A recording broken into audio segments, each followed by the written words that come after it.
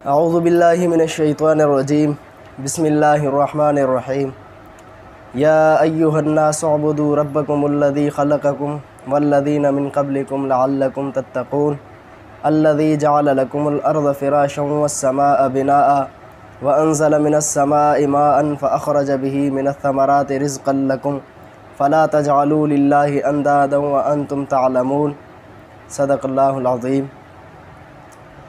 پچھلے دو رکوع میں تین گروہوں کا تذکرہ ہوا، مومنین کا اور کافرین کا اور منافقین کا۔ اب اس رکوع سے اللہ تبارک و تعالی پوری انسانیت کو اپنی معبودیت کی طرف دعوت دے رہے ہیں، اور وہ بھی دلائل کے ساتھ کہ اے انسانوں، اپنے اس رب کی عبادت کرو، اس رب کے سامنے جھکو جس نے تمہیں پیدا کیا اور تم سے پہلے جو لوگ گزرے ہیں ان کو بھی پیدا کیا۔ یعنی تمہیں پیدا کیا، تمہارے آباء و اجداد کو بھی پیدا کیا۔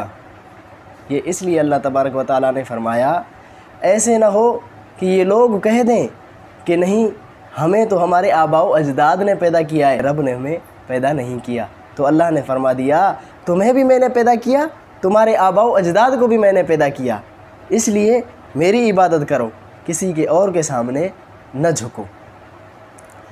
پھر اللہ تبارک و تعالیٰ نے تین دلائل دیے ہیں کہ میری عبادت کرو۔ کیوں؟ اس وجہ سے کہ میں نے تمہارے لیے زمین کو بچھونا بنا دیا۔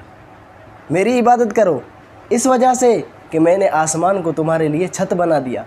میری عبادت کرو اس وجہ سے کہ آسمان سے میں نے تمہارے لیے بارش برسائی، اور اس بارش سے اتنا فائدہ تم لوگ اٹھاتے ہو کہ اس زمین پہ ہل چلا کے اس سے مختلف قسم کی سبزیاں اگاتے ہو، اس سے مختلف قسم کا رزق طلب کرتے ہو۔ تو یہ تمام چیزیں ہیں، ان کے اوپر اگر غور و فکر کرو گے تو تمہیں اللہ تبارک و تعالیٰ کی شان معلوم ہوگی، اور تمہیں معلوم ہوگا کہ یہ وہی رب ہے جس کے سامنے ہمیں اپنی پیشانی جھکانی چاہیے۔ تو اللہ تبارک و تعالیٰ نے جہاں اپنی عبادت کی دعوت دی ہے، وہاں ہمیں انداز گفتگو بھی سکھایا ہے کہ کسی آدمی سے کس طرح سے بات کی جاتی ہے، اسے اپنی طرف کیسے بلایا جاتا ہے۔ یہ بات تو طے ہے کہ اللہ تبارک و تعالیٰ سے بڑھ کر کوئی صاحب قوت نہیں ہے، کسی کے پاس اتنا اختیار نہیں ہے جتنا اختیار اللہ تبارک و تعالیٰ کی ذات کے پاس ہے۔ تو اس تمام قوت کے باوجود اللہ تبارک و تعالیٰ نے کیا فرمایا کہ میری عبادت کرو۔ کیوں؟ پھر آگے دلائل دیے ہیں۔ تو ہمیں سکھایا ہے کہ آپ لوگ بھی جب دعوت کا کام کرو تو خالی دعوے آپ کے پاس نہیں ہونے چاہیے، اپنی بات کے اوپر آپ کے پاس دلیل ہونی چاہیے۔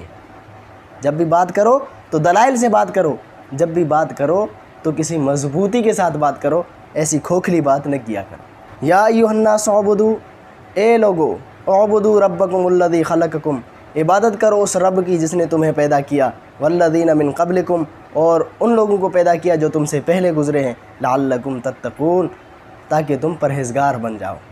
یعنی جب تم اللہ کی عبادت کرو گے تو آٹومیٹک تم پرہیزگار بن جاؤ گے، متقی بن جاؤ گے۔ الذی جعل لکم الارض فراشا، یہاں سے دلائل کی بات ہو رہی ہے۔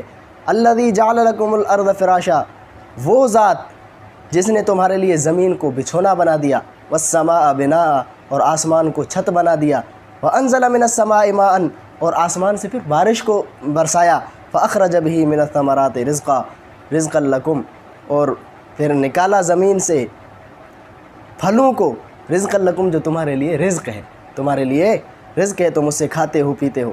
فلا تجعلوا للہ اندادا، اللہ کے لیے کوئی اور شریک مت بناؤ۔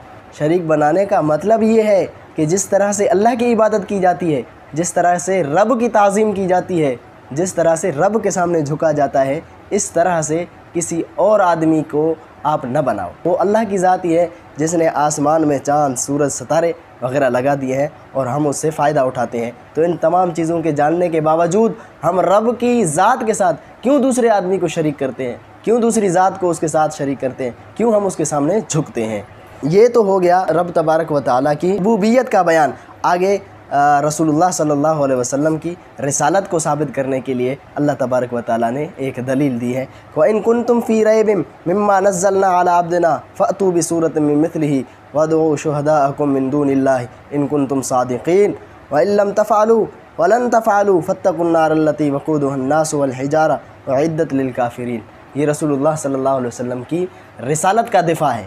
پہلے رب تعالیٰ نے اپنی ربوبیت کا دفاع کیا، یہاں رسول اللہ صلی اللہ علیہ وسلم کی رسالت کا دفاع کیا کہ اگر تم لوگ یہ کہتے ہو، اگر تمہارا ماننا یہ ہے کہ یہ قرآن مجید حضور صلی اللہ علیہ وسلم نے اپنی طرف سے گھڑ لیا ہے، تو تم بھی تو پھر فصیح ہو، تم بھی تو عرب میں جو ہے نا اپنی فصاحت میں دبدبا رکھتے ہو، تم بھی تو بڑے اپنے پڑھے لکھے ہونے کا دعویٰ کرتے ہو۔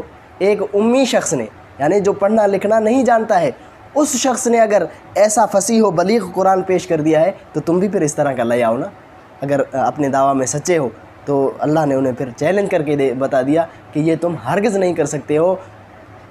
جب نہیں کر سکتے ہو تو پھر اللہ کی نبی کی رسالت کو کیوں نہیں مانتے ہو؟